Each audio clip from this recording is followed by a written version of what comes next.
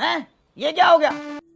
पहिले तर हा पंचपक्वानेचा कार्यक्रम निपटून टाकला आणि आलो डायरेक्ट गाडीत घासले टाकाले. तर मग लक्षात आलं आपली गाडी तर पेट्रोलवरच चालते. तर मग वतलं पेट्रोल आणि निघालो सणाना या दवाखान्यात. पण इथं आलो तर डॉक्टर साहेबच गायब होते भाऊ. तर तेवढ्यात आपल्याला आपला मित्र भेटला ना. तर तो म्हणे तू व्हिडिओ लय मस्त बनवतो भाऊ. आणि दवाखान्यातून निघालो तर एवढी कडाक्याची ऊन होती की गाडी डायरेक्ट उसाच्या रसवाल्या भाऊच्या दुकानावर येऊन थांबली. आणि साईडवर आलो तर आपला अंगठा तर रक्ताचे आसू रडून राहिला होता बा. बरं ते जाऊ दे, आपल्या संग हे छोटे मोठे कांड तर होतच राहतात. खरंच सांगा, हा आवाज ऐकून तुम्हाला काय वाटलं?